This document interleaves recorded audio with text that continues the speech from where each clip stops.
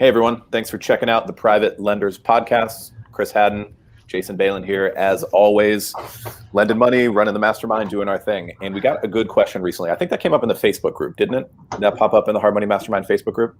No, it came in the regular mastermind, hardmoneymastermind.com group. Okay, inside the feed in the chat there. Okay. Nope. All right. So one of the members is asking about how to structure their relationship with brokers. Like, brokers can be a very good lead source, but it's a bit different. It's a bit different than dealing directly with the borrower. And that could be in the residential side or commercial side.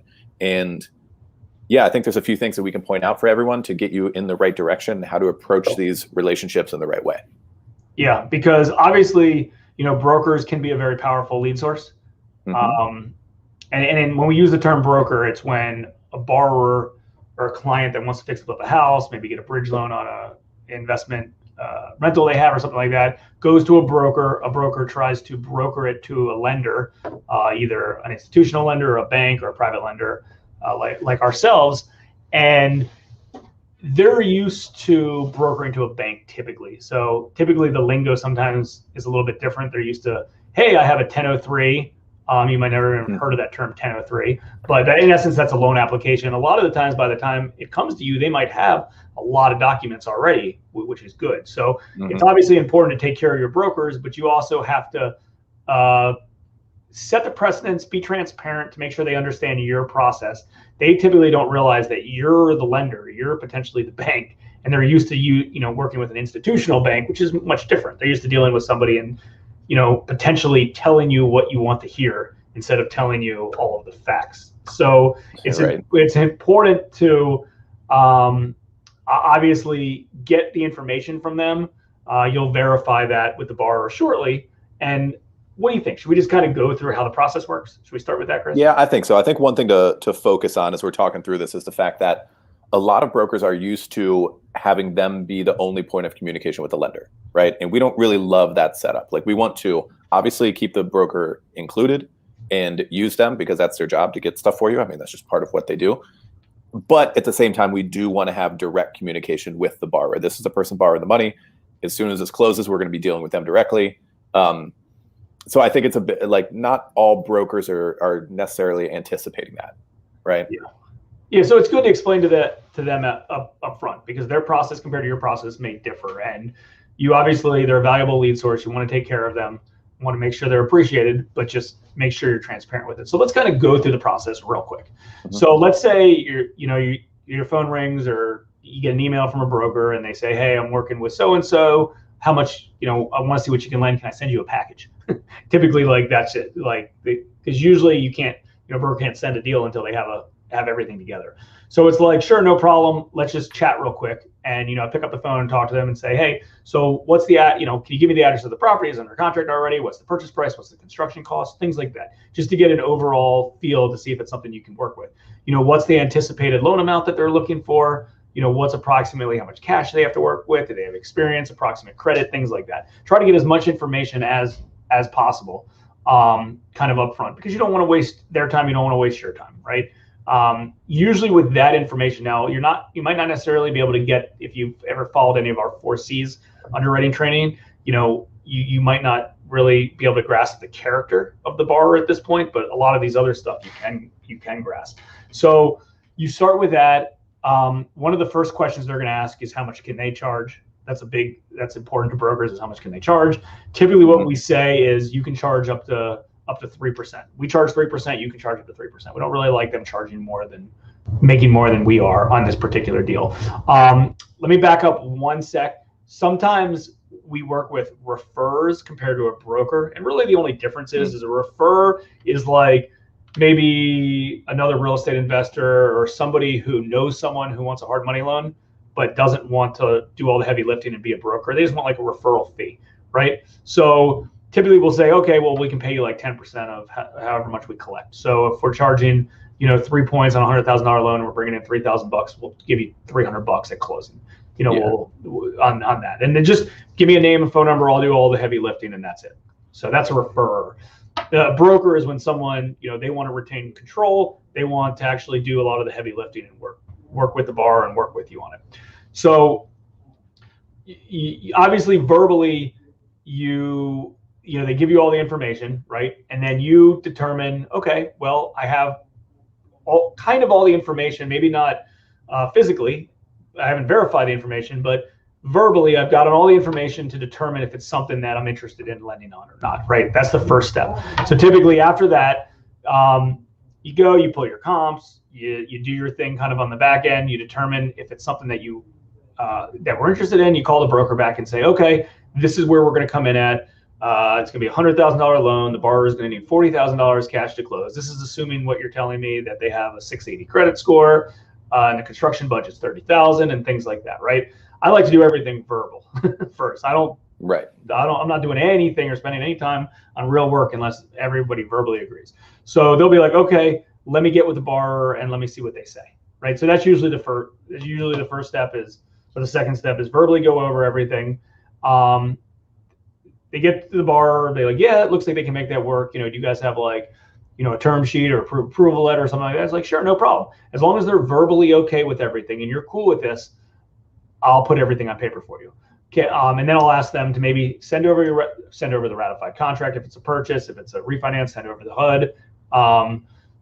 Just so they have you have some of the documents to start verifying some of that information, right? So they send over some of that stuff. We put together our term sheet. Our term sheet with our estimated use of funds and our lending intent. We put that together with them, just like the brokers bar. Right now, keep in mind, I haven't talked to the borrower now. If something's a little quirky, right, on the front steps, I might hop in and talk to the borrower, but typically I'll just not talk to the borrower yet, just so the broker can feel like, they're not relinquishing any control. Mm-hmm. I'm not trying to steal the borrower. I want to do the loan, and I'm happy that the broker can make money on it, right? But if there's something funky that doesn't make sense, I'll be like, you know what? Let me just get the full picture from the borrower with you, set up a call, we'll do a call together, and I'll ask the borrower some questions, right? Most of the time that doesn't happen unless it's a funky one. A lot of the times that are pretty straightforward, I don't talk to the borrower until after they commit to proceed with the loan, which we're going to get to in a second. But if there's something funky, it just doesn't make sense. But if they're a qualified borrower, they say they have good credit, they have the cash, they're ready to go, just keep it moving. We don't sign like broker agreements. They can't register with us. We're not signing non-competes, non-circumvents, or any of that crap. We're not doing any of that. We don't need to do any of that. Mm-hmm. When the time comes, tell them, when I provide a term sheet, you can have whatever document, if they say, how am I protected? You can have whatever document you want in place with your borrower. I'll tell you, though, that we're going to put your point structure on our term sheet and on our like fee breakdown. It's called an estimated use of funds that we call it internally. So in essence, I'm going to send it over, and it's going to, let's say it's a $100,000 loan and they're going to charge 3 points. It's going to say 3 points to XYZ broker company, LLC, whatever. It's going to be on there, right? So the borrower is going to see it. They're signing off on that. It's an important part of the paperwork because it's $3,000 that's going to be part of the closing costs, right? So the borrower needs to know about it up front. And I'm not saying the broker is hiding that from them, but it's important to have that up front. And the borrower signs our term sheet, and on our term sheet it says, 3% to Hard Money Bankers, 3% to XYZ broker company. So that's typically like the front end of things until the borrower commits to proceed. Anything to add to that, or you want me to keep going for the next part? No, I think keep going. And then what happens next? Like when you bring the borrower into the loop? Yeah. So as soon as, I'll send our kind of our welcome email with everything that we need, sign the term sheet, pay the $400 so we can send our inspector out there. Our standard stuff like that. And let me know a good time to reach out to the borrower. Just want to ask them a few questions. Right. And that's kind of the only difference in the process. So we'll set up a call with the borrower. If it's two parties, like, business partners of an entity, I try to talk to both of them, and I'll be like, hey, just want to let you know, hey, it's Jason from Hard Money Bankers. I just want to introduce myself, just because, listen, we're the private lender. We use our own money to fund all of these transactions. It's a little bit different than a bank, right? Like we service these loans. Our office is in Columbia, Maryland. You can either drop off a check, you can come to our office, whatever you want. Obviously, let's keep XYZ broker as the point of contact. He's doing a good job. We work together. We're working together on this. But I do like to call and introduce myself, and Kind of just go over the loan just to make sure you have a full understanding of it. And this is a great time to just ask me any questions that you might have. So just to confirm, like, yeah, I see you live on so-and-so street. Be like, that's great. I actually know the area. We used to lend in that area or something like that. I try to build rapport with that. I just want to confirm. So you bought this at $90,000. That seems like a really good price. Yeah, we got it from a real estate agent, blah, blah, blah. And your construction, how many of these projects have you done before? Oh, this is our first one. Okay, no problem. Do you have a good contractor in place? Do you think you'll be able to get this done for 40 grand? Well, our contractor said it was going to be 30 grand, but we're just putting 40 to be safe. Things like that, right? I just try to ask questions. I try to get them talking. I try to ask a question and shut up, have them talk just to see where their head is. What a good answer is let them be. I want them to be passionate about the project. Even if they're unrealistic about it, I want them to be passionate about it and into it and things like that. I think that's it related to that. I try to ask as many questions. Conversation doesn't have to go long. I'm not trying to intercept or steal the client from the broker. That's not the goal. The goal is the broker told us something. We're going off hearsay. I want to confirm that information is correct, and I want to get a good gut feel for the borrower. That's the goal. Yeah, and I think both the brokers and the borrowers vary a bit when you're talking about residential investment deals versus commercial. So, I would probably think, correct me if I'm wrong here, if you're talking about the top quality residential fix and flipper, they're typically not coming via broker, right? Right. Yeah. So it's not hard to find hard money lenders in your area that do stuff like we do, right? So you find them online, find it word of mouth. Oftentimes the best of the best are not coming from brokers. And so it's just something to be careful of. Why does this person need a broker to find them a hard money loan? So good point. Right. And then it's pretty much the opposite in the commercial world. Now we're about, I don't know, maybe 20% commercial. And we'd like to do more. There's some great deals out there, harder to find, in my opinion.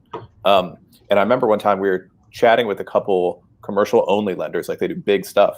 And I remember you asked them, you're like, how many of your deals come from brokers? And they said every single one, which is interesting. And we could step up our game in terms of our relationships with commercial brokers too, but it does change what it looks like, right? Typically when you go into bigger stuff, both the broker and the borrower are going to be more competent, capable, professional, polished, all that kind of stuff too. So just a little distinction to point out there between residential investment and commercial deals. In the resi space, keep an eye on the borrower and the broker. And they're super important, brokers are in this business, but like Jason said when we started out, sometimes they do have the tendency just to tell you what you want to hear to get a deal done, right? Because they're looking for a commission check. Yeah, they don't have any economic interest in this, and they're used to just not necessarily selling their loan, but originating their loan for a bank or an underwriter, just a regular underwriter, and they know, hey, how to structure this thing to get this right. So, and I'm not saying that's not all the times the case. There's a handful of good borrowers we've worked with over the years that just go through a broker and is willing to pay a small amount, half a point or a point to a broker just so they can do all the heavy lifting and they don't have to worry about it, right? We've got some good, or that stuff comes up, in general. But there's also those deals that are not A deals, or they're B- deals where you have a borrower that, might have owned a property for a long period of time in a high priced area that has appreciated a lot, and all of a sudden they own a free and clear property worth $400,000 and they need cash out for something, right? And then you got to figure out, okay, well, let me get behind what's really going on in this situation. Make sure they're not living there, make sure they're not using the funds for consumer purposes, things like that. And the broker, for the most part, could tell you kind of what you want to hear because they believe that's the path of the least resistant. I want to hear the truth and let me make the decision of if it's path of least resistance. I want to do a deal too, right? So it's we're all on the same side, but I need to know what's going on behind the scenes to figure that out. And there's no better way to do that than talk to the borrower, because for the most part, the borrower's not going to lie to you because they're not going to know what's right or what's just tell me what's going on. Tell me what you need this for. And I'll be transparent with you and see if it works or not. So hopefully that answered, Zach asked this question in the mastermind, and then a few people commented and said, yeah, I'm really curious to see as well. I'm going through his question real quick. There's one other question. It's a local deal, so of course I'll use my own attorney. Yeah, you always want to use your own resources. You're not changing the process at all. If the broker says, oh, well, we have to do it this way or this way, no, I'm putting up the money. This is how we're going to set it up. You know, you don't have to order an appraisal. Don't do that. Follow my, for the most part, this is the easiest deal a broker will do for them. Not for it, like you're doing them a favor. It's a much easier transaction to work with you than it is for them to work with a bank. I promise you. And chances are they have lots of documents, more documents than you probably need. And if they have more documents than you need, just tell them to send you everything, right? Because then you can go through them and see if you could have uncovered something that would have been, you wouldn't have known anyways, things like that. But a lot of the times, like they already have bank statements. Potentially they have tax returns. You don't need tax returns technically, but if they send them, take a look. Something might come up. They're like, why did you take a $100,000 loss over the last 3 years? Things like that. So sure. Treat it like a regular deal. I think that's a good way to sum it up, and make sure you communicate with the borrower. You don't have to call the borrower to be like, oh, by the way, you forgot to send in your driver's license. Like, you can go through the broker on that. You don't need that, but you do need to talk to the borrower at least once to make sure they understand everything. They understand their cash to close. They understand how the construction process works. They understand how to make a monthly payment, things like that. Absolutely. Yeah, like we started out by saying, brokers are a very important source and a very important part of the business. So I think just the trick is to get experience with it, follow the formula we laid out, and hopefully create some good relationships, close some deals. All right. Yeah, that being said, check out hardmoneymastermind.com. If you haven't already, you can create a free account, join the conversation, use some of the training materials, see what's going on. And if you want to upgrade, you always have the option of becoming a premium member as well. And we're actually having, I don't know exactly when this is going to air, but tomorrow on Wednesday, we're having our monthly training for all premium members. So if you're hearing this, we hope to see you there. Hi, guys.